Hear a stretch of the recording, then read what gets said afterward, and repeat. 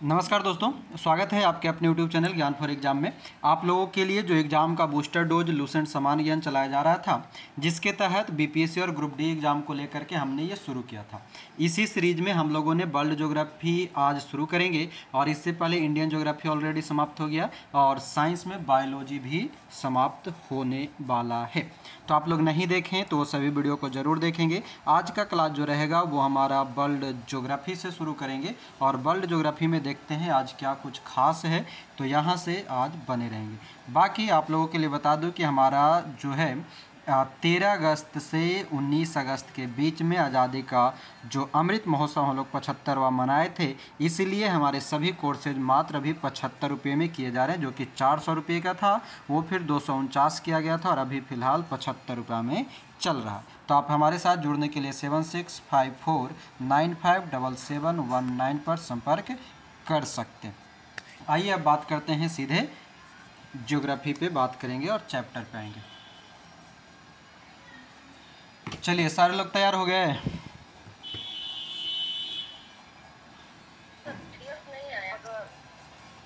सारे लोग तैयार हो जाइए और ज्योग्राफी निकाल लेंगे। पीडीएफ आपका बुक होगा ना, बुक में से आज भर देख लीजिए। पीडीएफ हम कल से डाल देंगे। अभी हम सिर्फ छोटा सा 2-3 पेज बनाए हैं क्योंकि क्लास आज करा लेते हैं। हाँ, आज के लिए मैनेज कर लीजिए, कल से हम ग्रुप में दे देंगे, क्योंकि अभी जल्दी जल्दी में आप डिसाइड नहीं था ना पहले से कि वर्ल्ड ज्योग्राफी शुरू करना है या हिस्ट्री शुरू करना है, इसलिए 2 पेज का हम पीडीएफ बनाए हैं। आपका आज की क्लास को मैनेज कर लीजिए, कल से पीडीएफ दे देंगे। हाँ, चलिए अब सीधे आइएगा ज्योग्राफी पे। हम लोग पढ़ेंगे, हमारा इंडियन ज्योग्राफी ऑलरेडी हम लोग समाप्त कर चुके हैं। जिनका भी क्लास छूटा है वो वीडियो देख लेंगे। शायद किन्हीं का मैसेज था कि वीडियो का लिंक ग्रुप में, हाँ वो हम डाल देंगे, ठीक ना, वीडियो का लिंक डाल देंगे। और नहीं तो फिर आप ज्ञान फॉर एग्जाम सर्च कीजिएगा, यूट्यूब पे मिल जाएगा, वहाँ पर प्लेलिस्ट बना हुआ है लूसेंट जी के बुक का, ठीक ना, उससे आप देख लीजिएगा। और ऑब्जेक्टिव वाला का लूसेंट MCQ करके होगा, तो दोनों प्लेलिस्ट से आप देख सकते हैं। चलिए अब बाकी सारे लोग अब ध्यान से सुनिएगा, समझिएगा। हम लोग शुरू करने वाले हैं वर्ल्ड ज्योग्राफी। वर्ल्ड ज्योग्राफी में एक करके समझिएगा। जैसे हम लोग ज्योग्राफी, इंडियन ज्योग्राफी पढ़े तो जितना संभव हो सका था उतना हम समझाते गए थे। यहाँ पर भी प्रयास रहेगा समझाने वाला। बाकी ये जो वर्ल्ड ज्योग्राफी है इसमें समझने वाला कम है, रटने वाला ज़्यादा होता है। आइए देखिए, सबसे पहला कहता है कि सर्वप्रथम भूगोल शब्द का प्रयोग इरेटोस्थनीज ने किया था, जो कि एक ग्रीक विद्वान था, जो कि 276 से 194 ईस्वी पूर्व का है। मतलब कि इसका जन्म से लेकर के मृत्यु की घटना है ये। इससे हमको कोई मतलब नहीं है। हमें जो याद रखना है वो याद रखना है कि भूगोल शब्द का प्रयोग सर्वप्रथम किसने किया, तो इरेटोस्थनीज ने किया है। भूगोल शब्द का प्रयोग कौन करेगा? इरेटोस्थनीज करेगा, ठीक है। कहता है कि यह शब्द ग्रीक भाषा के 2 मूल यानी कि जियो यानी कि पृथ्वी और ग्रोफोस यानी कि वर्णन से प्राप्त होता है, और दोनों को एक साथ रखने पर इसका अर्थ बनता है क्या, तो पृथ्वी का वर्णन। यानी कि यहाँ से हमको इसका सिर्फ जो प्रतिपादक है उसका नाम याद रखना, बाकी और कुछ नहीं याद रखना। भूगोल के नामकरण एवं इस विषय को प्राथमिक स्तर पर व्यवस्थित स्वरूप प्रदान करने का श्रेय यूनान के निवासियों को जाता है। यानी कि भूगोल के बारे में जो है सबसे ज़्यादा यूनानियों ने बताया। हिकेटियस ने अपनी पुस्तक जस पीरियोडस अर्थात पृथ्वी का वर्णन में सर्वप्रथम भौगोलिक तत्वों का क्रमबद्ध समावेश किया। ये पॉइंट ध्यान में रखिएगा। हिकेटियस की पुस्तक है जस पीरियोडस, आपसे बुक का नाम पूछ सकता है, और उसमें ये कह रहा है कि पृथ्वी का वर्णन जो है वो सर्वप्रथम भौगोलिक तत्व के आधार पर किया था। अध्ययन के लिए स्वतंत्र विषय के रूप में भूगोल को 19वीं शताब्दी में ही मान्यता मिली है। 19वीं शताब्दी में ये सब हमारे लिए उतना खास नहीं है, एग्जाम पर्पज से एक बेसिक जानकारी जो होता है वो दिया हुआ है। यहाँ पे कह रहा है कि 20वीं शताब्दी के आरंभ में भूगोल मनुष्य और पर्यावरण के पारस्परिक संबंधों के मध्य अध्ययन के रूप में विकसित हुआ, और इसकी 2 विचारधाराएं। यहाँ सब हमारे लिए आगे जो होगा वो पढ़ने वाली चीज़ है और याद करने वाली चीज़ है। सबसे पहला जो आता है वह है हमारा संभववाद। संभववाद क्या कहता है? संभववाद को समझेंगे तो कहता है कि इसके अनुसार मनुष्य अपने पर्यावरण में परिवर्तन करने में समर्थ है तथा प्रकृति प्रदत्त अनेक संभावनाओं को अपनी इच्छा अनुसार उपयोग कर सकता है। यही कहलाता है संभववाद।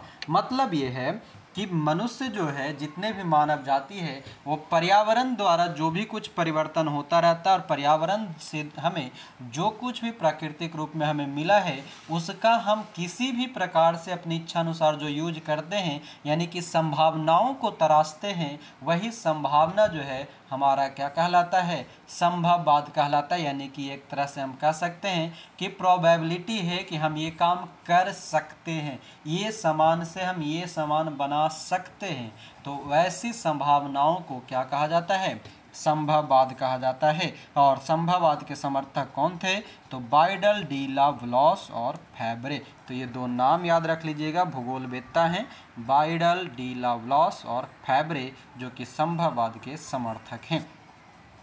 दूसरा आता है निश्चयवाद। नाम में ही आपको दिख रहा होगा निश्चयवाद, यानी कि इसके अनुसार मनुष्य के सारे काम पर्यावरण द्वारा निर्धारित होते हैं, अतः मनुष्य को स्वेच्छापूर्वक कुछ करने की स्वतंत्रता कम है। ऐसी विचारधारा को क्या कहा जाता है, निश्चयवाद। यानी कि वो सभी काम जो प्राकृतिक ही करता है, आप उसको ट्रांसफ़र नहीं कर सकते, उसमें कोई भी परिवर्तन नहीं कर सकते, आप अपनी इच्छा अनुसार उसको परिवर्तित नहीं कर सकते, वैसी जो अवधारणाएं होती है वो कहलाता है निश्चयवाद। और निश्चयवाद के समर्थक जो भूगोलवेत्ता है उनमें कौन है, रीटर है, रैटजेल है, एलन सैम्पुल है और हंटिंगटन है।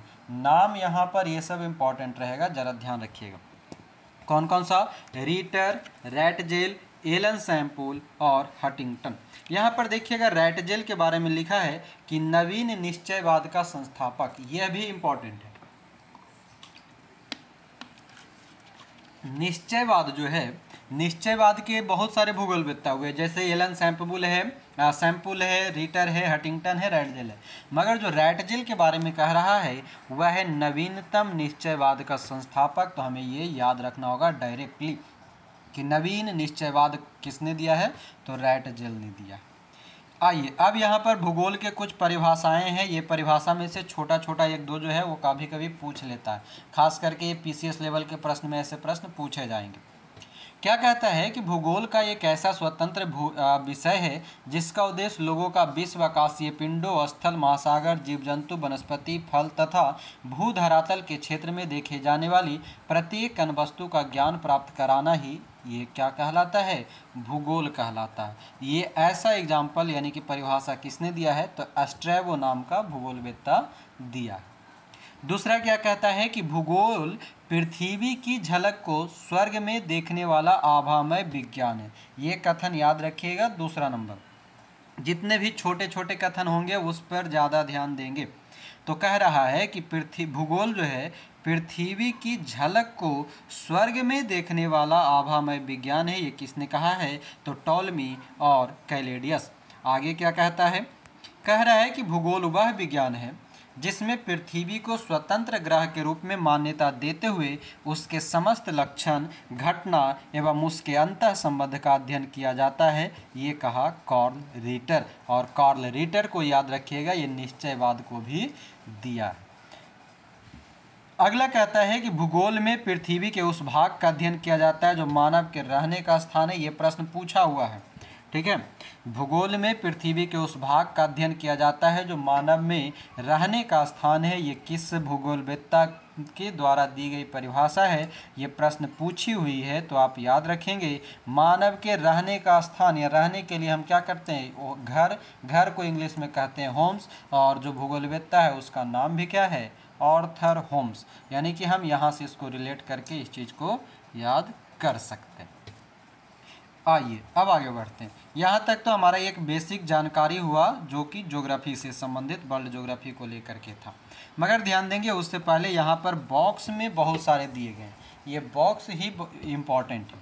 सबसे पहला देखिए, भूगोल का जनक। भूगोल का जनक हम किसको कहते हैं, हिकेटियस को कहते हैं। जबकि हम ऊपर में सबसे पहला लाइन पढ़े थे स्टार्टिंग में ही कि भूगोल शब्द का प्रयोग सर्वप्रथम किसने किया है, कौन बताएंगे।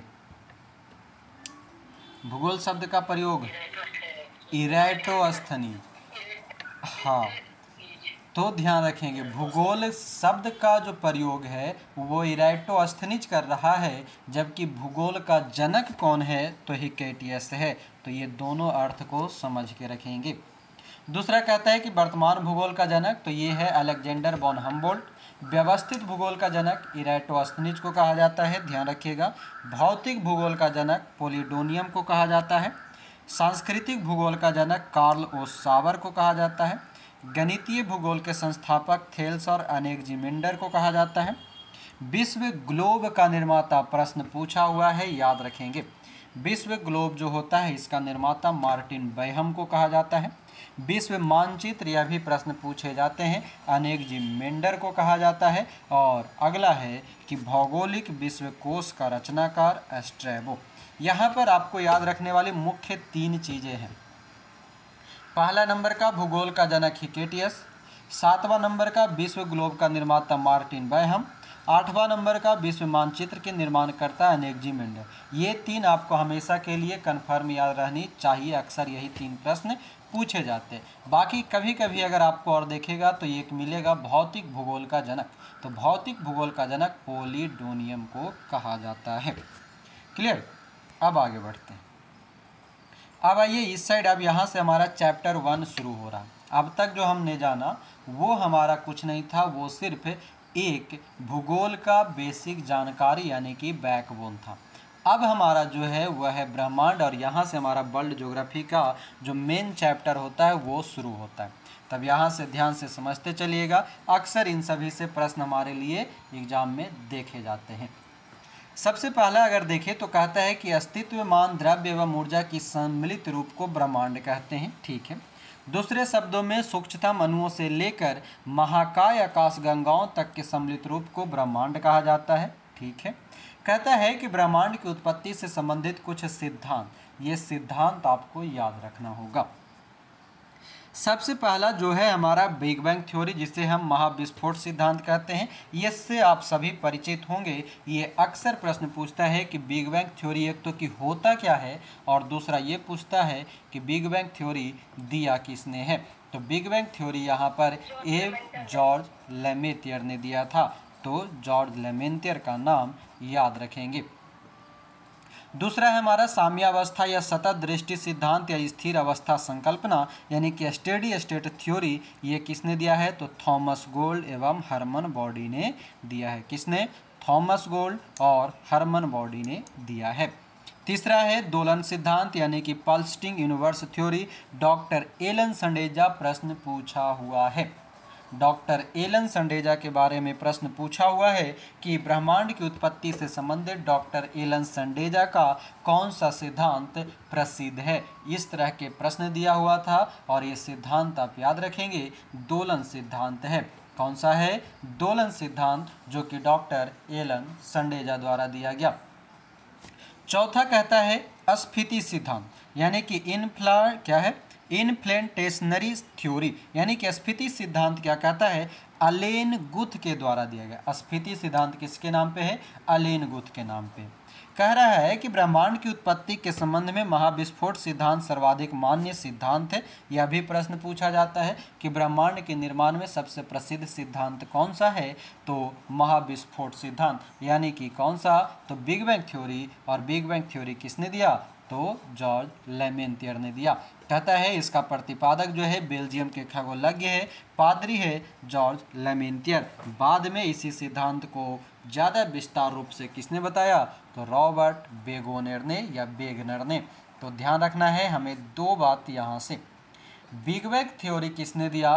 तो जॉर्ज लेमेथियर। बिग बैंग सिद्धांत को और विस्तार से कौन बताया? तो रॉबर्ट बेगनर। ये बात ध्यान में रखेंगे। यानी कि यहाँ से हमको यह भी एक प्रश्न सामने आ रहा है कि बिग बैंग थ्योरी से संबंधित कितने भूगोलवेत्ता है? तो एक तो लेमेथियर, दूसरा रॉबर्ट बेगनर। आइए जानते हैं महाविस्फोट सिद्धांत के अनुसार। यहाँ पर देखिएगा 1-2 पॉइंट दिया रहेगा, इस पॉइंट से भी प्रश्न निकलते हैं, तो जरा ध्यान से। कहता है कि महाविस्फोट सिद्धांत के अनुसार आरंभ में वे सभी पदार्थ जिनसे ब्रह्मांड बना है अति छोटे गोलक यानी कि एकाकी परमाणु के रूप में एक ही स्थान पर स्थित था, जिनका आयतन अत्यधिक सूक्ष्म तथा तापमान तथा घनत्व अनंत था। क्या कह रहा है? आयतन जो है बहुत कम था, लेकिन तापमान और घनत्व जो था वो बहुत अधिक था। इतना आपको याद रखना। फिर क्या कह रहा है कि अत्यधिक संकेंद्रण के कारण बिंदु का आकस्मिक विस्फोट हुआ, जिससे महाविस्फोट ब्रह्मांडीय विस्फोट यानी कि बिग बैंग कहा गया। इस अचानक विस्फोट से पदार्थों का बिखराव हुआ, जिससे समान पदार्थ निर्मित हुए। इसके अगलाव के कारण काले पदार्थ बने, जिनके सम्मोहन में अनेक ब्रह्मांडीय पिंडों का सृजन हुआ। अब आगे ध्यान से समझेंगे। महाविस्फोट सिद्धांत की घटना आज से लगभग 13.7 अरब वर्ष पहले हुई थी। महाविस्फोट के लगभग 10.5 अरब वर्ष पश्चात यानी आज से लगभग 4.5 अरब वर्ष पूर्व सौर मंडल का विकास हुआ। सौर मंडल विकसित कब हुआ? तो लगभग 4.5 अरब वर्ष पूर्व, जिसमें ग्रह तथा उपग्रह का निर्माण हुआ। इस प्रकार बिग बैंग परिघटना से ब्रह्मांड की उत्पत्ति हुई और तभी से उसमें निरंतर विस्तार जारी है। इसके साक्ष्य के रूप में आकाशगंगाओं के बीच बढ़ती दूरी का साक्ष्य दिया जाता है। यानी कि हमसे प्रश्न ये पूछ ले कि बिग बैंग थ्योरी की परिघटना जो है इसको कैसे हम समझ सकते हैं, इसका एक साक्ष्य बताया जाए, तो हमारा अगर ऑप्शन में ये दे दे कि आकाशगंगाओं के बीच की बढ़ती दूरी किसकी घटनाओं को प्रदर्शित करता है, तो बिग बैंग थ्योरी को प्रदर्शित करता है। आगे आइए, कहता है कि नासा ने 2001 ईस्वी में मैप माइक्रोवेव एनिसोट्रॉपी प्रोब, ध्यान रखिएगा इस नाम को, नासा ने 2001 ईस्वी में मैप नामक अनुसंधान में इसकी पुष्टि कर दिया। किसका? बिग बैंग थ्योरी के अनुसार आकाशगंगाओं के बीच की बढ़ती दूरी के साक्ष्य को। यानी कि हमसे यह भी प्रश्न पूछ सकता है कि बिग बैंग थ्योरी के अंतर्गत आकाशगंगाओं के बीच बढ़ती दूरी को किसने प्रूव किया या किसने जानकारी दी, तो नासा ने किस अनुसंधान के तहत? तो मैप अनुसंधान के तहत। मैप का पूरा नाम क्या है? तो माइक्रोवेव एनिसोट्रॉपी प्रोब, और कब किया गया? 2001। तो जल्दी से बताएंगे कि नासा की स्थापना कब हुआ था? 1958। 1958 में भारत में भी एक संगठन की स्थापना हुआ, बताइए तो कौन सा? DRDO।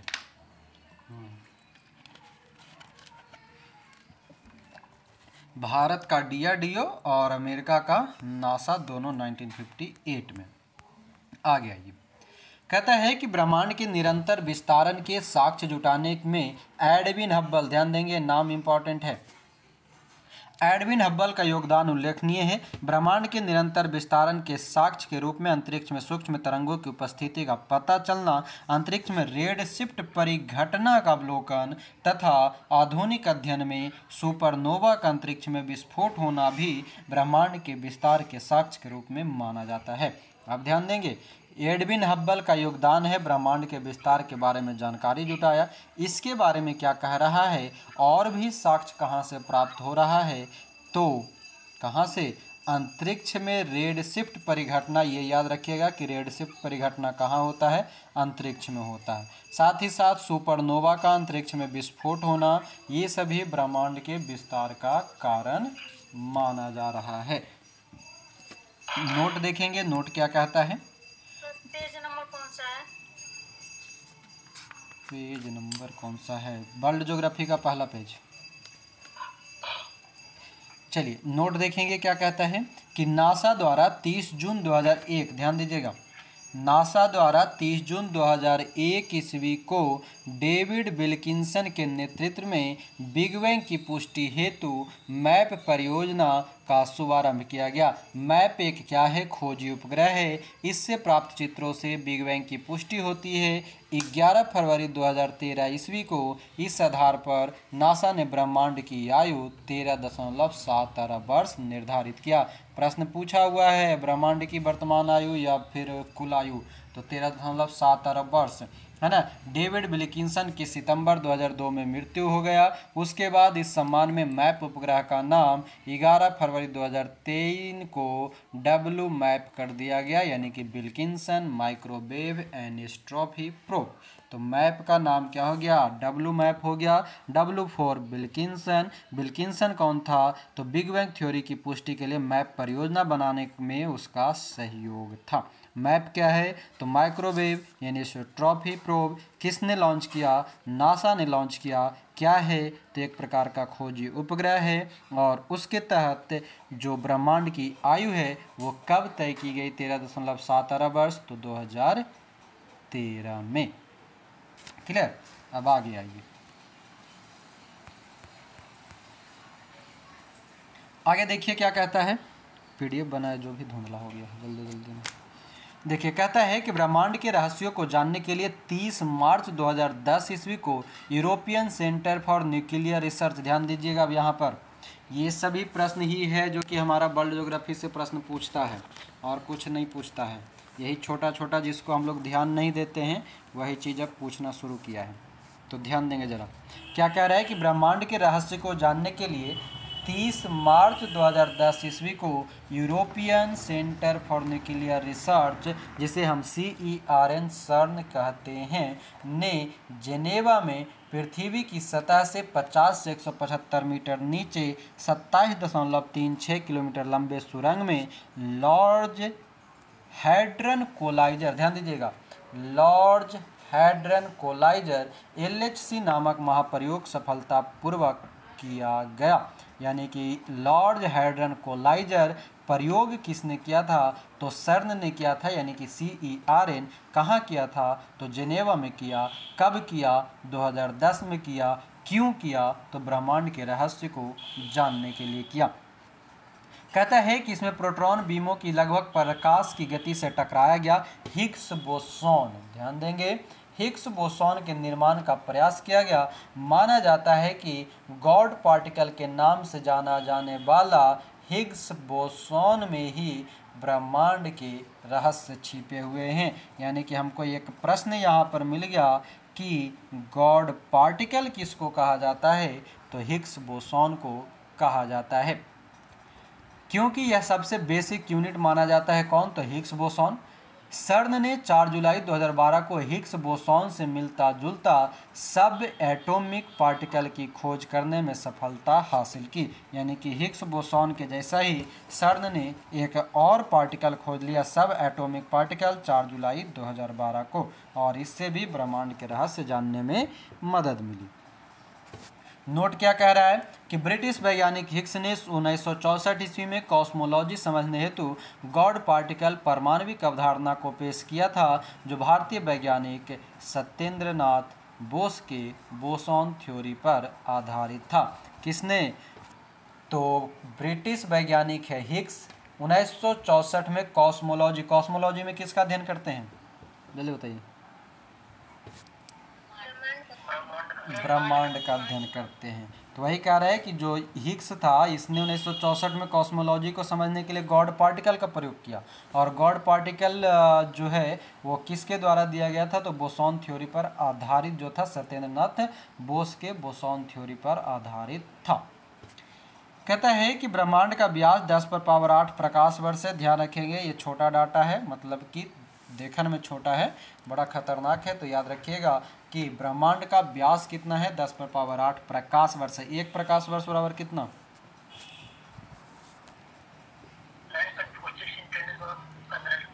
9.46 गुना 10⁻15 मीटर और 9.46 गुना 10⁻12 किलोमीटर। चलिए, तो कह रहा है कि ब्रह्मांड का व्यास 10.8 प्रकाश वर्ष है। ब्रह्मांड में अनुमानितः 10 अरब मंदाकिनी है। प्रत्येक मंदाकिनी में लगभग 10,000 अरब तारा भी होते, यानी कि ब्रह्मांड जो है वो मंदाकिनी है। अब यहाँ से समझिए क्या कहता है एक एक करके। सबसे पहला है हमारा मंदाकिनी।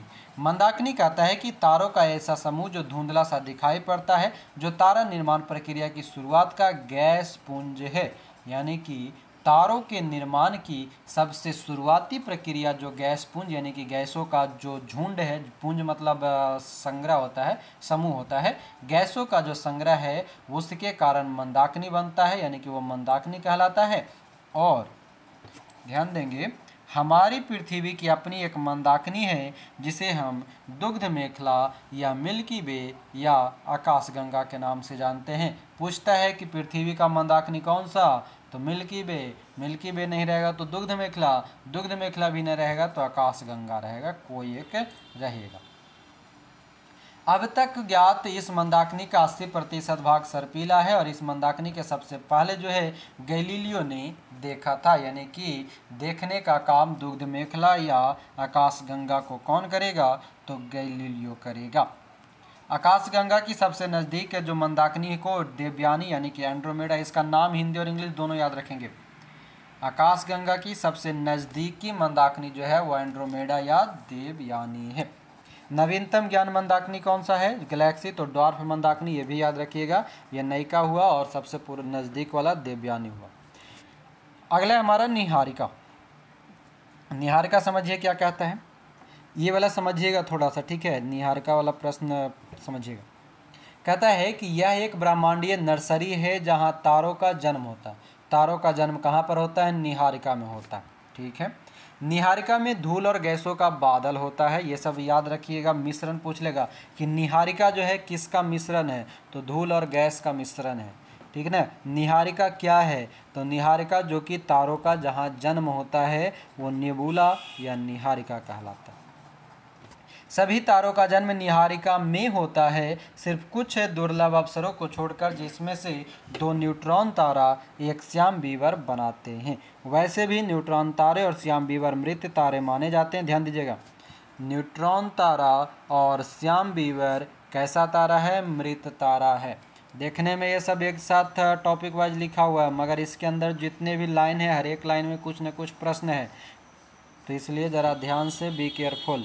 क्या कह रहा है कि वैसे भी न्यूट्रॉन तारे और श्याम बीवर मृत तारे माने जाते हैं जहां पाए जाने वाले गैसों में हाइड्रोजन गैस, ध्यान दीजिएगा, हाइड्रोजन, हीलियम और आयनीकृत प्लाज्मा गैस पाए जाते हैं। तो यहाँ पर हमको 3 गो गैस भी मिल गया, हाइड्रोजन, हीलियम और प्लाज्मा। निहारिका 2 अलग अलग कारणों से बनती है, ध्यान देंगे। पहला कि ब्रह्मांड की उत्पत्ति और दूसरा किसी विस्फोट तारे से बने सुपरनोवा से। निहारिका कितने प्रकार से बनेगा, 2 प्रकार से बनेगा। पहला ब्रह्मांड की उत्पत्ति हो जाएगा, तो दूसरा कैसे बनेगा, तो किसी विस्फोटक तारे से बने हुए सुपरनोवा से निहारिका की उत्पत्ति होती है। तो दोनों निर्माण की प्रक्रिया याद रखेंगे। ब्रह्मांड के जन्म के बाद परमाणुओं का जन्म हुआ और इन परमाणुओं से धूल और गैस के बादलों का निर्माण हुआ, ठीक है। सुपरनोवा से जो पदार्थ उत्सर्जित होता है इससे भी निहारिका का जन्म होता है। इसके उदाहरण हैं वेल और कर्क। ध्यान देंगे, वेल और कर्क क्या है, तो सुपरनोवा है, सुपरनोवा से निर्मित एक निहारिका है, ये याद रखेंगे। निहारिका की उत्पत्ति ब्रह्मांड के जन्म और सुपरनोवा के मिश्रण से भी हो सकता है। ये सब जो प्रश्न यहाँ पर लाइन दिया है ये हमारा कथन कारक के जैसा बनने वाले प्रश्न हैं। निहारिका जो कि किसका, तारों का जन्म देता है। निहारिका किसका बना होता है, धूल और गैसों का मिश्रण होता है। निहारिका कितने प्रकार से बनेगा, तो 2 प्रकार से बनेगा, ब्रह्मांड की उत्पत्ति से और विस्फोटक तार के सुपरनोवा से। निहारिका और किससे बन सकता है, तो ब्रह्मांड के जन्म से बन सकता है और सुपरनोवा के मिश्रण से बन सकता है। तो निहारिका से संबंधित ये सभी पॉइंट को आप याद रखेंगे। अब यहाँ पर कुछ दिया है निहारिका के कुछ प्रकार, देख लेते हैं। कहता है उत्सर्जन निहारिका, ये सबसे सुंदर और रंग बिरंगी होती है, सबसे गोर यही है उत्सर्जन, ठीक ना। उत्सर्जन निहारिका जो है सबसे सुंदर और रंग बिरंगी होती है। ये बन रहे तारों से प्रकाशित होती है और उदाहरण है चील एवं झील निहारिका। ध्यान दीजिएगा, चील और झील क्या है, तो एक प्रकार का निहारिका है। हमारे लिए यही एगो प्रश्न है, चील और झील क्या है, तो एक प्रकार का निहारिका है। क्या है, तो चील जो है झील में निहार रहा है, क्या, काहे कि उसको बहुत ही सुंदर अंदर मछली दिख रहा है, ठीक ना। तो यानी कि सबसे सुंदर और रंग बिरंगी तारों से प्रकाशित होने वाली होती है उत्सर्जन। उत्सर्जन का मतलब ही होता है प्रकाश यानी कि उत्सर्जन का मतलब होता है निकलना, यानी कि जो सबसे सुंदर रहेगा बाहर से चमकेगा ही, तो प्रकाशित करने का काम करेगा। और उत्सर्जन निहारिका के उदाहरण कौन कौन से हैं? तो चील और झील है। दूसरा है परावर्तन। ये क्या करेगा? नाम से ही समानता है कि तारों के प्रकाश को परावर्तित करती है। ये तारे या तो निहारिका के अंदर होंगे या उसके पास में होते हैं। जैसे में है प्लेइडस निहारिका। प्लेइडस निहारिका क्या है? तो परावर्तन निहारिका है। परावर्तन निहारिका का काम क्या होता है? तारा से निकलने वाले प्रकाश को परावर्तित करता है। तीसरा आता है हमारा श्याम निहारिका। ये कहाँ रहेगा? तो श्याम कहता है कि अपने पीछे से आने वाले प्रकाश को एक दीवार की तरह रोक देती है। यही कारण है कि हम अपनी आकाशगंगा में बहुत दूर तक नहीं देख सकते। मतलब ये का है? प्रकाश के दुश्मन है श्याम निहारिका। श्याम मतलब होता है काला, है ना। तो जो उसकर पीछे से जो प्रकाश आता है ना, उसको रोक लेता है, और रोक लेगा तो एक साइड वाला हमको दिखेगा नहीं। यानी कि हमारी आकाशगंगा जो है अधिक दूरी तक नहीं दिखने के पीछे किस निहारिका का हाथ है? तो वह है श्याम निहारिका। अगला ये चौथा क्या है? ग्रहीय निहारिका। ये क्या होता है? तो इसका निर्माण उस वक्त होता है जब एक सामान्य तारा एक लाल दानव तारे में बदलकर अपनी बाहरी क्या करेगा? तहों को उत्सर्जित कर देता है। इसी वजह से इनका आकार गोल होता है। ग्रहीय निहारिका क्या कहा? कि इसका निर्माण जो है उस वक्त हो जाएगा जब कोई तारा लाल दानव, अभी हम आगे पढ़ेंगे हम लोग लाल दानव क्या होता है, आखिरी अवस्था, ठीक ना। तो जब वहाँ जाएगा लाल दानव तारा में, उस समय क्या करेगा? बाहरी सतह से जो उत्सर्जन करेगा वही कहलाता है ग्रहीय निहारिका। तो ये 4 प्रकार का निहारिका पढ़े। उत्सर्जन जो कि सबसे सुंदर, चील और झील। परावर्तन जो प्रकाश को परावर्तित करेगा, प्लेइडस निहारिका। श्याम जो कि पीछे से आने वाले प्रकाश को रोक लेगा, वो श्याम कहलाएगा। ग्रहीय जो क्या करेगा? लाल दानव तारा जो बनेगा उसको उत्सर्जित करता है, वो कहलाता है ग्रहीय निहारिका। कह रहा है कि ओरियन नेबुला हमारी आकाशगंगा में सबसे शीतल और चमकीला तारों का समूह है। याद रखेंगे, ओरियन नेबुला हमारी आकाशगंगा का नाम क्या है? पृथ्वी की आकाशगंगा का नाम बताइएगा। मंदाकिनी का। पृथ्वी की मंदाकिनी कौन सा? मिल्की वे या दुग्ध मेखला या आकाशगंगा। तो वही कह रहा है कि ओरियन नेबुला जो है हमारी आकाशगंगा में सबसे शीतल और चमकीला तारों का समूह है। तारों के बारे में विस्तृत जानकारी के लिए भौतिकी का अध्ययन ब्रह्मांड देखें। आप जाइए फिजिक्स पढ़िए, ठीक है। बताइए कितना दिमाग लगाया है? तो आप लोग भी जाके फिजिक्स पढ़िएगा, ठीक ना। पढ़ेंगे हम लोग कब? जब बायोलॉजी समाप्त हो जाएगा तब। कोई दिक्कत? इन्हीं समस्या? कोई प्रॉब्लम? न प्रॉब्लम तो है ही नहीं, ये बहुत सारा चीज जो है। जी सर ये जो बुक पढ़ा रहे हैं आप, हाँ। तो ये मैंने खुला है महेश पंडवाल का बुक, तो इसमें आधा चीज है और आधा बीच बीच में जो बोल रहे हैं आप वो नहीं है। जैसे हिग्स बोसॉन है, गॉड पार्टिकल, सबएटॉमिक पार्टिकल, ये सारा चीज है, बीच बीच का कुछ कुछ नहीं है। तो दोनों किताब 2 तरह के हैं, तो 2 तरह तो रहेगा ही, कुछ न कुछ, कुछ में ज़्यादा कुछ में आप लूसेंट से पढ़ा रहे हैं ना? हाँ। लूसेंट में सर ये नया फैक्ट कहाँ है? ये अभी जो पढ़ा रहे हैं तो कुछ बताए हैं, हाँ, ये ऑडियो के बाद जो है वो जो है तो देख रहे हैं इसमें नहीं आ रहा है। नया वाला में कुछ कुछ ऐड किया है, इसलिए तो हम नया वाला किताब पढ़ा रहे हैं। नया वाला में जानते हैं बहुत कुछ अपडेट किया है। कुछ हल्का वाला से देखिएगा तो हिस्ट्री में भी बहुत कुछ नया जोड़ा है, और हर चैप्टर हर एक सब्जेक्ट में कुछ ना कुछ ऐड किया है। साइंस वाला में भी कुछ ऐड किया है। हम देख रहे हैं ना, हम इधर क्लास जब करा रहे हैं और तो देख रहे हैं सब। चमकीले तारों का समूह हाँ है जी। तारों के बारे में विस्तृत जानकारी के लिए भौतिक का अध्याय जो है प्रमाण देखे, वो दिया हुआ, उसके आगे नहीं दिया। नया देख रहे हैं तो आप पीडीएफ से भेज दीजिएगा ना, देख लेंगे। हाँ, हम अगले बैच से भेज देंगे, मतलब अगले क्लास से। चलिए ठीक हाँ, है। इसमें भी ये भी जोड़ दीजिएगा वो पेज। ओके ओके स्टार्टिंग से कर दीजिए ना थोड़ा। चलिए अब आगे आइए। अगला जो चैप्टर है वो है हमारा सौरमंडल। और सौरमंडल जिनको याद रहेगा पूरा, उनका हर एक एग्जाम में 1 से 2 प्रश्न पक्का पक्का समझते हैं ना, एकदम चिकना चिकना। चलिए सौरमंडल शुरू कर देते हैं, जहाँ तक होगा वहाँ तक, उसके बाद अगले क्लास में अगले दिन हम लोग करेंगे। तो देखिए सौरमंडल पे आइएगा और ज़रा कान और ध्यान अब एक रखेंगे। देखिए सौरमंडल क्या कह रहा है कि सूर्य के चारों ओर चक्कर लगाने वाले विभिन्न ग्रहों, क्षुद्र ग्रहों, धूमकेतुओं, उल्काओं तथा अन्य आकाशीय पिंडों के समूह को सौरमंडल कहते हैं। यानी कि सौरमंडल में सब जमा रहेगा, धूमकेतु, उल्का, ग्रह, उपग्रह सब। सौरमंडल में सूर्य का प्रभुत्व है क्योंकि सौरमंडल निकाय के द्रव्य का लगभग 99.9999 जितना तक जाना, मतलब लगभग 100% पूरा कह सकते हैं। लगभग 99% जो है द्रव्य सूर्य में निहित है। यानी कि सौरमंडल जो है पूरी की पूरी सूर्य का बना हुआ है। और सौरमंडल के समस्त ऊर्जा का स्रोत भी किसको माना जाता है? सूर्य को माना जाता है। ये सब बच्चा का वाला कहानी था, आप लोग सब कोई जानते हैं। अब देखिए कहता है कि प्लेनेमस सौरमंडल से बाहर बिल्कुल एक जैसे दिखने वाले जुड़वा पिंडों का एक समूह। यह भी याद रख लीजिएगा, प्लेनेमस क्या है? तो सौरमंडल के बाहर है मगर एक जैसा दिखने वाला जुड़वा पिंडों का एक समूह है। मतलब कि सौरमंडल के समूह जैसा ही ये पिंडों का एक समूह है प्लेनेमस। अब देखिए इसके अंतर्गत एक एक करके हम सब कुछ पढ़ेंगे। सौरमंडल के अंतर्गत सबसे पहला आता है हमारा सूर्य। सूर्य यानी कि सन, सन मतलब SUN, SON वाला ना, SON सन मतलब क्या होता है बेटी? बेटा, अच्छा बेटा। और SUN वाला में सूर्य। हमको लगा हमारे इंग्लिश मजबूत है, आप ही लोग का मजबूत है ना।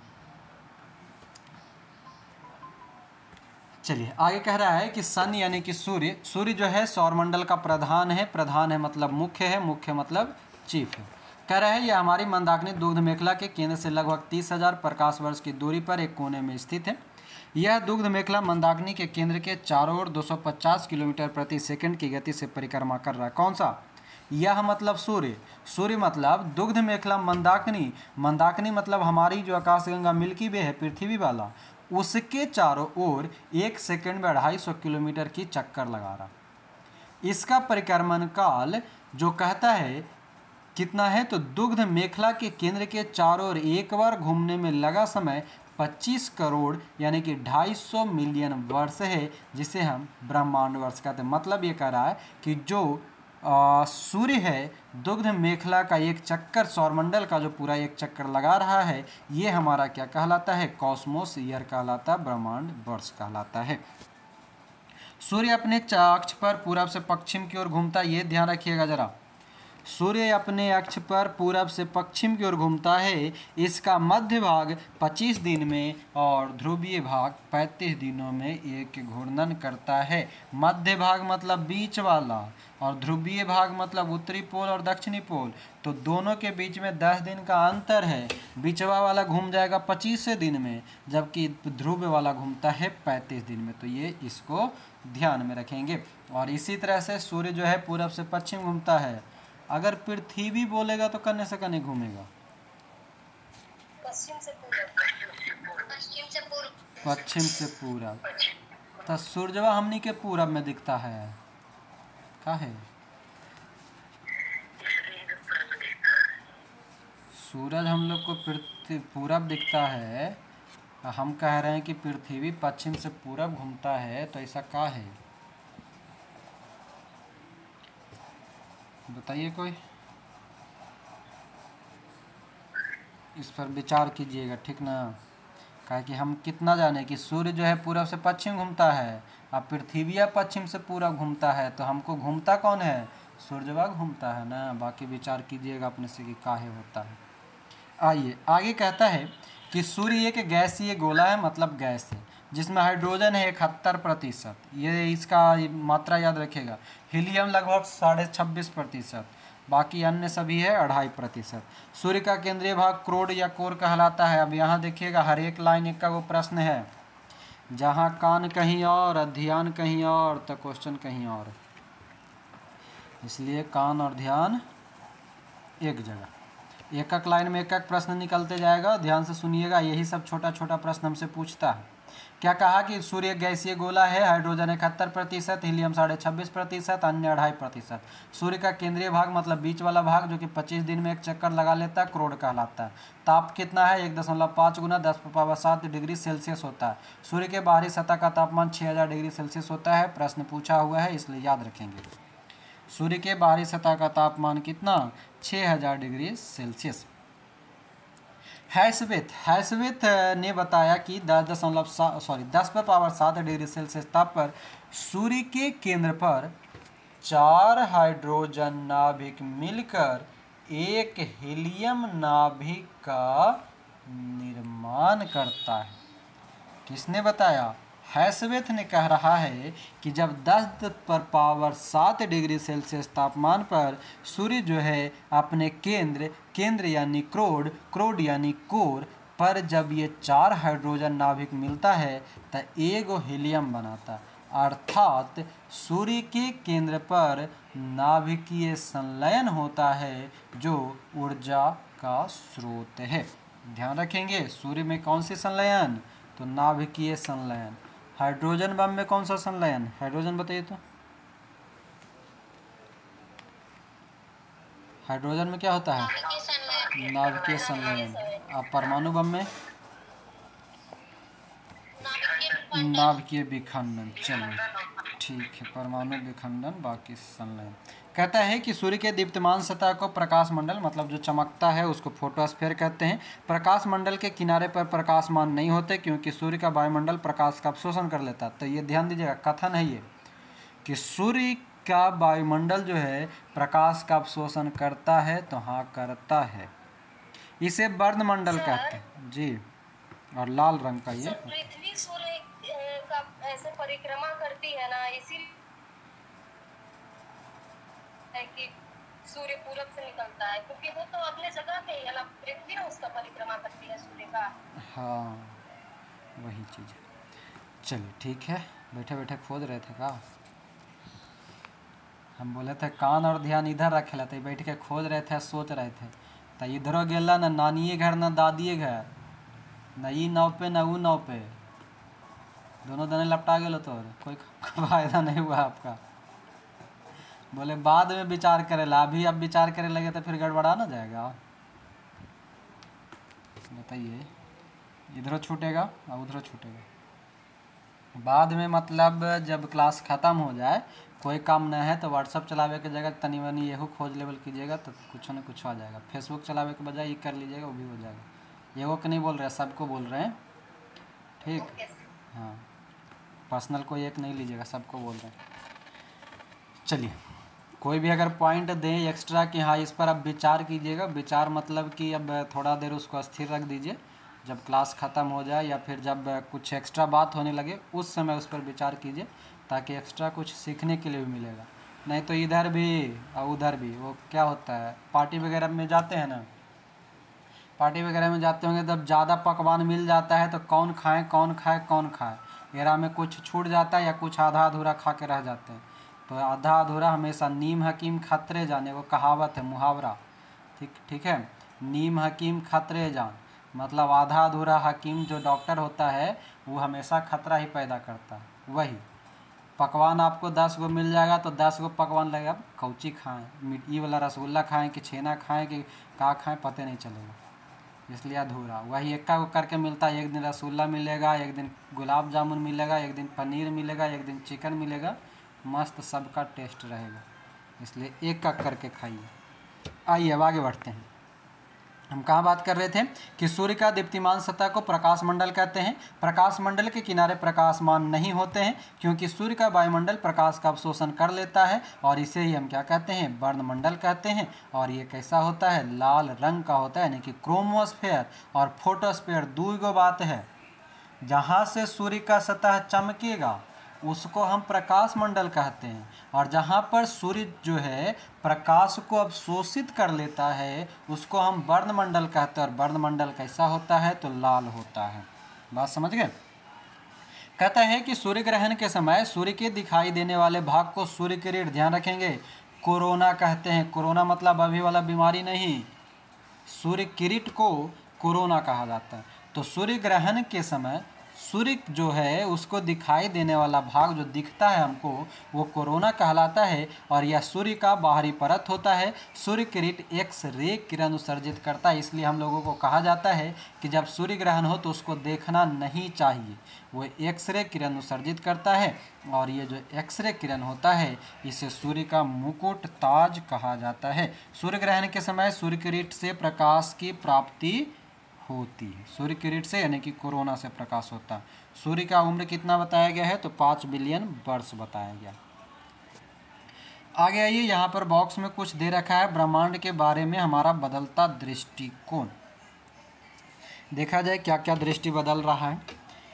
कहता है कि प्रारंभ में पृथ्वी को संपूर्ण ब्रह्मांड का केंद्र माना जाता था। ध्यान दीजिएगा, बदलने वाली प्रक्रिया यही है।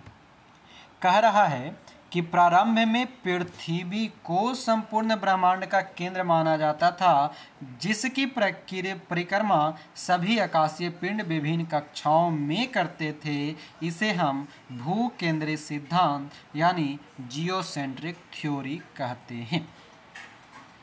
इसका प्रतिपादन कौन किया था, तो मिस्र का एक खगोलशास्त्री हुआ करता था, उसने क्लॉडियस टॉलमी ने 140 ईस्वी में जियोसेंट्रिक थ्योरी दी। ठीक है, मगर यहाँ पर होता यूँ है कि बहुत समय बाद 140 के बाद 1400 के आसपास में, मतलब 1500 के आसपास में एक नया आता है खगोलशास्त्री पोलैंड का, वो होता है निकोलस कोपरनिकस।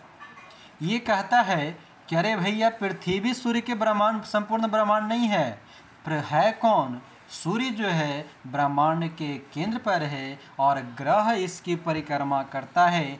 अतः सूर्य विश्व या ब्रह्मांड का केंद्र है और इसे हम सूर्य केंद्रीय सिद्धांत यानी कि हेलियोसेंट्रिक थ्योरी कहते हैं। अब ध्यान दीजिएगा, यहाँ से हमको कौन कौन सा प्रश्न बनेगा। सबसे पहला प्रश्न बनेगा कि अगर कह दे कि सूर्य से पहले संपूर्ण ब्रह्मांड का केंद्र किसको माना जाता था या कौन होता था, तब हम कहेंगे पृथ्वी। दूसरा हमसे प्रश्न पूछेगा कि भू केंद्रीय सिद्धांत के बारे में प्रतिपादन किसने किया, तब हम कहेंगे क्लॉडियस टॉलमी। इसी भू केंद्रीय सिद्धांत को भी कभी कभी इंग्लिश में ही या इंग्लिश को ही हिंदी में लिखा हुआ मिलेगा जियोसेंट्रिक थ्योरी। जियोसेंट्रिक बोले, भू केंद्रीय बोले, दोनों क्लॉडियस। भू मतलब पृथ्वी, ठीक है, मतलब पृथ्वी के बारे में जो संपूर्ण ब्रह्मांड का केंद्र बताया वो टॉलमी बताए। मगर अब पूछेगा प्रश्न कि वर्तमान में पूरे विश्व का या ब्रह्मांड का केंद्र कौन सा है, तो अब हमारा सूर्य हो जाएगा, ना कि पृथ्वी। किसने बताया, तो पोलैंड का एगो खगोलशास्त्री था। कौन था, कोपरनिकस था। इसने क्या बोला, सूर्य केंद्रित, मतलब अब सूर्य जो है केंद्र में है और जब सूर्य केंद्र में रहेगा तो उसको हम बोलते हैं हेलियोसेंट्रिक। क्या बोलते हैं, हेलियोसेंट्रिक, यानी कि हेलियोसेंट्रिक सिद्धांत कौन दिया, तो कोपरनिकस दिया। तो ध्यान रखना है। अब आगे बढ़िए, आगे कहता है कि 16वीं शताब्दी में टाइको ब्रेव, क्या है, टाइको ब्रेव के सहायक था जोहानसन केपलर ने ग्रहीय कक्षा के नियमों की खोज की, परंतु इसमें भी सूर्य का केंद्र माना गया। 20वीं शताब्दी के आरंभ में जाकर हमारी मंदाकिनी दुग्ध मेखला की तस्वीर स्पष्ट हुआ और सूर्य को इस मंदाकिनी के एक सिरे पर अवस्थित पाया गया। इस प्रकार सूर्य को ब्रह्मांड के केंद्र पर होने का गौरव समाप्त हो गया। अब क्या कह रहा है कि मंदाकिनी जो है यानी कि दुग्ध मेखला की तस्वीर जब स्पष्ट हुई तब ये कहा गया कि सूर्य को इस मंदाकिनी के एक सिरे पर अवस्थित पाया गया, यानी कि सूर्य जो है वो बीचों बीच में नहीं है, एक सिरा पर है और वहाँ से जो है ये पूरे केंद्र की ओर के रूप में जो जाना जा रहा था वो केंद्र नहीं है। अगर आप सौरमंडल वगैरह का जब आप पिक्चर देखते होंगे उसका, तो देखे होंगे कि सूर्य एक किनारा पर है, उसी के चारों ओर सब ग्रह जो है 8 ग्रह वो हमारा चक्कर लगाए रहता है, यानी कि जो ग्रह सूर्य है वो क्या है, एक किनारे पर स्थित है। किसके एवज में, हमारे मंदाकिनी यानी कि दुग्ध मेखला के एवज में। तो यह भी याद रखिएगा। नोट में क्या दिया है कि केपलर ने सिद्ध किया कि सूर्य के चारों ओर प्रत्येक नक्षत्र का मार्ग जो है दीर्घ वृत्ताकार मतलब अंडा, मतलब थोड़ा सा इस आकार में लंबा रहता है, गोल नहीं रहता, दीर्घ वृत्ताकार होता है, थोड़ा सा लंबा होकर के वृत्ताकार घूमता है, उसको दीर्घ वृत्ताकार कहते हैं। यानी कि ये बात किसने दिया, तो केपलर ने दिया। इस बॉक्स में आपको 4 से 5 प्रश्न था, हमने सभी प्रश्नों को आपको तोड़ तोड़ करके बता दिया है। अब बाकी याद रहना नहीं रहना आपकी कहानी। आगे आइए, कहता है कि भविष्य में सूर्य द्वारा ऊर्जा देते रहने का समय 10⁻11 वर्ष से, मतलब 10⁻11 वर्ष तक देते रहेगा, तब तक हम लोग का 2-4 हज़ार जनरेशन आ जाएगा।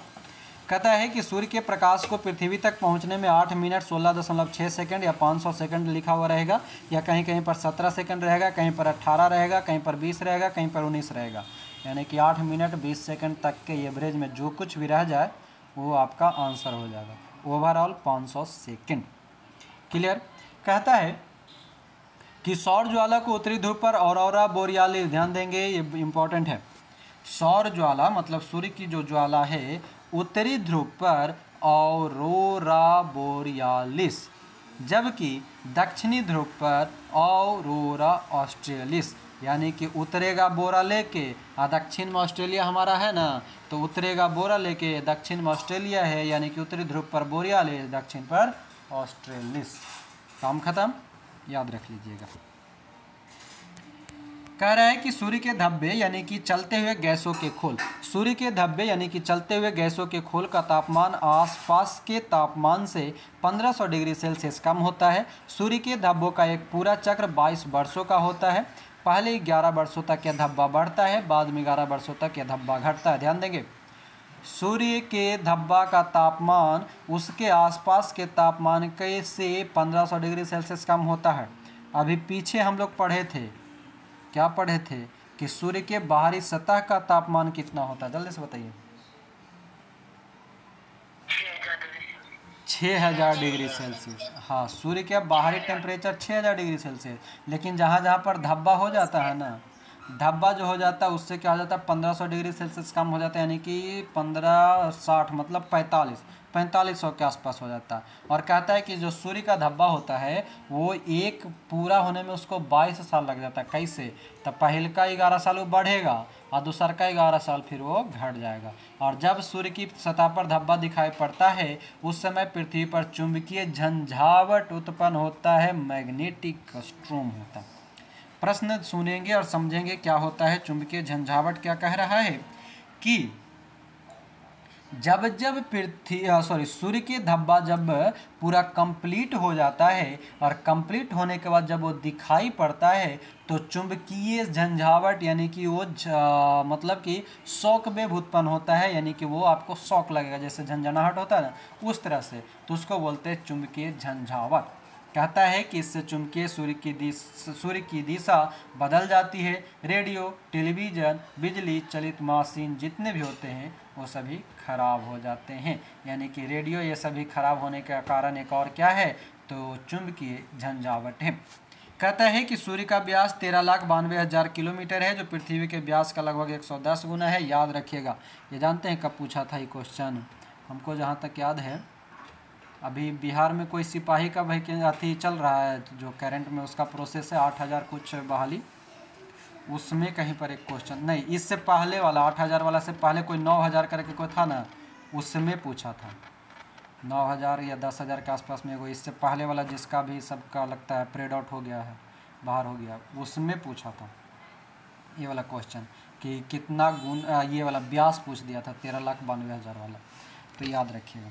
कहता है कि सूर्य हमारी पृथ्वी से 13 लाख गुना बड़ा है, पृथ्वी से 13 लाख गुना बड़ा है, और पृथ्वी को सूर्य ताप का 2 अरबवा भाग, मतलब सूरज का जितना टेम्परेचर है ना ओकरा से 2 अरबवा मतलब अरब में उतना भाग मिलता है। अगर सूर्य का पूरा टेम्परेचर हमको मिल जाए तो हम लोग राख रहेंगे, राख जैसे मिलता है ना हल्का फुल्का, जो भूमध्य रेखा पर जो है जितना भी कंट्री वहाँ के लोगों को देखिए वहाँ पर थोड़ा सा ज़्यादा धूप मिलता है, टेम्परेचर मिलता है, तो देखते हैं सब काला काला रहता है ना। हमहू काला हैं मगर हम ज़्यादा ध्रुवीय रेखा पे नहीं है, भूमध्य रेखा पे जो गोर लोग हैं वो लोग तो एकदम जम्मू कश्मीर वाले हैं जी। चलिए, तो ये हो गया हमारा। आगे क्या कहता है नोट में कि मध्य रात्रि सूर्य का अर्थ है सूर्य का ध्रुवीय वृत्त में देर तक चमकना। और मध्य रात्रि का सूर्य कहाँ दिखाई देता है? आर्कटिक क्षेत्र में दिखाई देता है। तो नोट का दोनों लाइन जो है याद रखना। मध्य रात्रि सूर्य मतलब मिडनाइट जो सन होता है, उसका मतलब क्या है कि सूर्य जो है ध्रुवीय वृत्त मतलब पोल पर मतलब या तो उत्तर हो सकता है दक्षिण हो सकता है, कहीं पर वो देर तक चमकेगा तो ज़्यादा देर लाइट रहेगा। और ये कहाँ पर होता है? आर्कटिक में, मतलब कि ज़्यादातर ऊपरवा वाला में, ठीक है, ऊपर में उत्तरी ध्रुव के आसपास वाला में, आर्कटिक क्षेत्र में ज़्यादा होता है। तो यहाँ तक हमारा कंप्लीट हुआ सौर मंडल और सूर्य। आगे जो है वह है हमारा क्या है, आगे है सौर मंडल के पिंड। ये सौर मंडल के पिंड हम लोग अगले क्लास में करेंगे, कल के क्लास में करेंगे। अभी बायो का भी टाइम हो गया है, तो बायोलॉजी भी हम लोग करना बाकी है, इसलिए इसको अगले क्लास में करेंगे। आज इतना पर ही रखेंगे, बाकी मिलते हैं अगले क्लास में। अभी के लिए आपका धन्यवाद। और बायोलॉजी का क्लास भी आप लोग देखते रहें। बाकी आप लोगों को ऑफ़र का पता ही होगा, 75 रुपया में 19 अगस्त तक के सारे ऑफ़र चल रहे हैं। किसी भी कोर्स को मात्र आप 75 रुपये में, देखिए आपको लग रहा है कि 75 रुपये में क्या पढ़ाता होगा या क्या पढ़ा रहे होंगे, ऐसा नहीं है। ये कोर्स 400 रुपये की है, जो 249 में ऑफ़र बीच में चल रहा था। फिर आज़ादी का 75वां महोत्सव हम लोग मना रहे थे, इसलिए 75 किया गया है, ठीक ना। तो जल्द से जल्द आप ज्वाइन कर लीजिए, नहीं तो फिर आगे 249 देना पड़ जाएगा। तो हमारी गलती नहीं, हम आपको इन्फॉर्म कर दिए। बाकी अधिक जानकारी 7654957719 पर आप ले सकते हैं। तो मिलते हैं अगले क्लास में अगले वीडियो के साथ, नए जोश और उमंग के साथ बने रहेंगे इसी प्रकार। वीडियो पसंद आया है तो अपने दोस्तों तक शेयर, लाइक, सब्सक्राइब करते हुए आज हमें दीजिए विदा। मिलेंगे, अभी के लिए आपका बहुत बहुत धन्यवाद। जय हिंद।